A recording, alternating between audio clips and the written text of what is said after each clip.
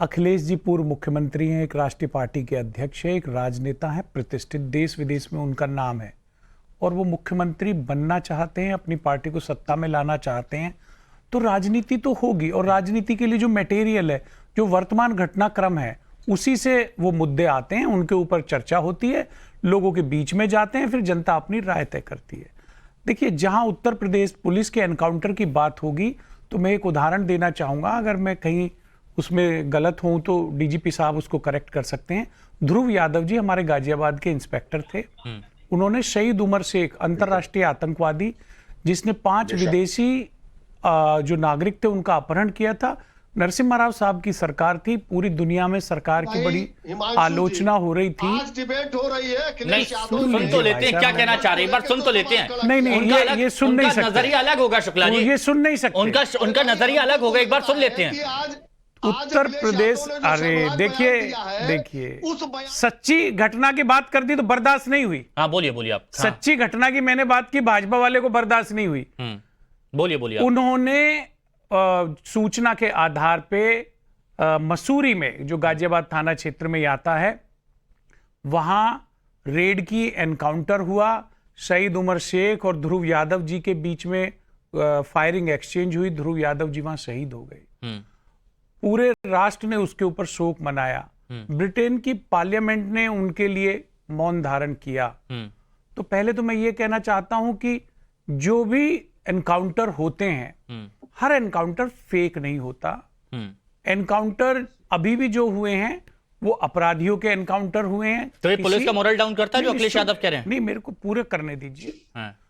वो जो हुए हैं किसी निर्दोष व्यक्ति का नहीं हुआ। जरूर उनके ऊपर 2-4 केस दर्ज हैं, ठीक है, लेकिन जो मुख्यमंत्री साहब, पूर्व मुख्यमंत्री जो अखिलेश जी कह रहे हैं कि भाई गोली पैर में ही लगती है, ये वो सत्य बात कह रहे हैं, ये झूठ नहीं है, ये भी एक फैक्ट है और इस फैक्ट पे भी गंभीरता से चर्चा करने की। तो लेकिन इस पर विक्रम सिंह जी ने बोला ना कि न्यूनतम बल प्रयोग कमर से नीचे ही टारगेट रहता है, इसीलिए पैर पे। देखिए, इसके ऊपर उनके भी तर्क हैं, जो आलोचना करने वाले लोग हैं। अच्छा। वो भी तो कह रहे हैं कि भाई एक ही जगह पैर के एक ही हिस्से में गोली कैसे लगती है।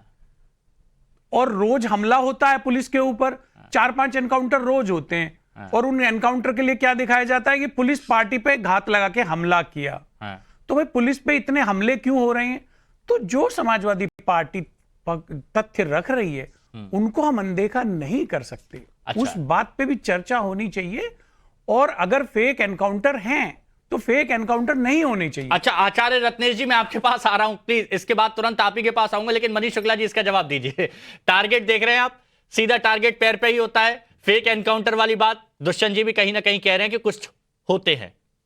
देखिए, सभी इनकाउंटर्स के एक प्रोटोकॉल है।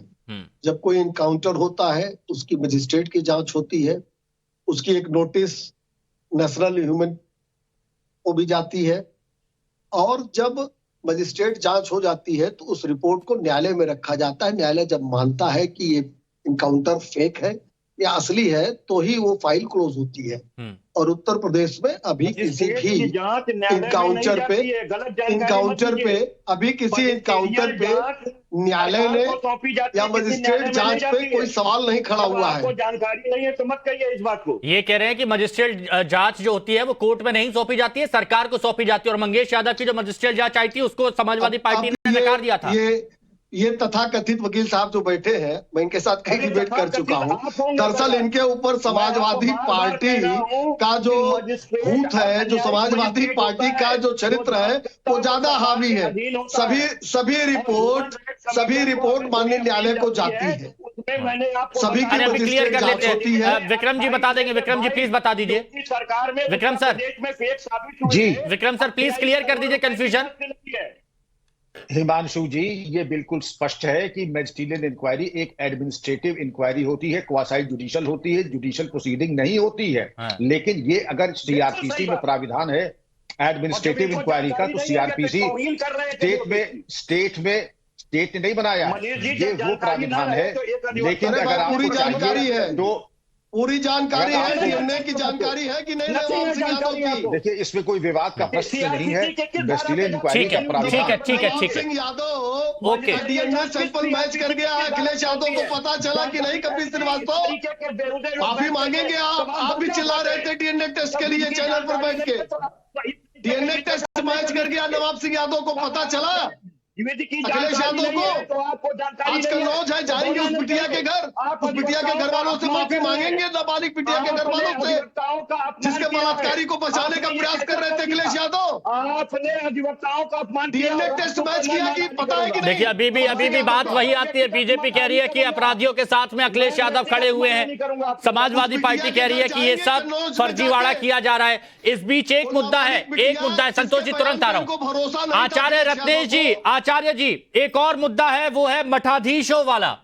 अखिलेश यादव जी की तरफ से एक बयान आता है और अखिलेश यादव जी जब कहते हैं कि मठाधीश और माफिया में अंतर नहीं है, उसके बाद कल एक और आता है कि वेशभूषा, धूर्त, अनंत, ये सारी चीज उनकी तरफ से कही गई, लेकिन स्पष्ट कह दिया कि साधु संत ये उनका टारगेट नहीं है। मुख्यमंत्री योगी आदित्यनाथ की बात यहां पर की जा रही थी।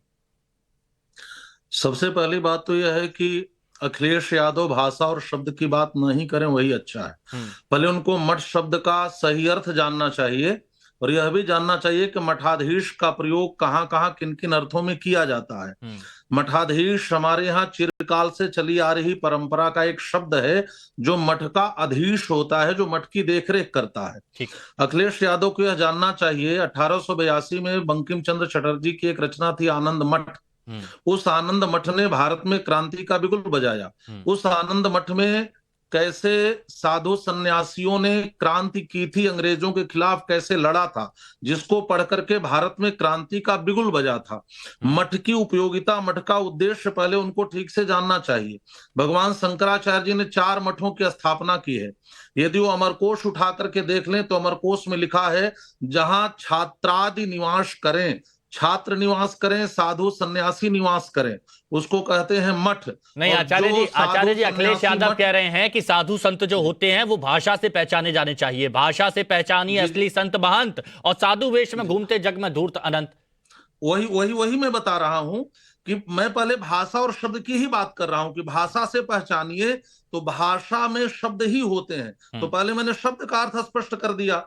और दूसरी बात यह है कि अखिलेश यादव तय करेंगे कि किसकी भाषा क्या होनी चाहिए। अखिलेश यादव के पास कौन सा थर्मामीटर है, वो बताएंगे किसकी भाषा क्या होनी चाहिए। माफिया की तुलना मठाधीश से करना, इससे बढ़कर के भारत, भारतीयता, सनातन धर्म और हिंदुओं का अपमान क्या होगा। क्षुद्र राजनीति में मत खेलिए भारत के सनातन धर्म से। ठीक है संतोष जी, राजनीति के लिए आप संतोष जी एक साधु संतों का मामला, एक एनकाउंटर का मामला, अखिलेश यादव जी इस वक्त क्या रणनीति लेकर आगे बढ़ रहे हैं? सीधा प्रहार कर रहे हैं योगी आदित्यनाथ पर, मठाधीश मुख्यमंत्री कहकर।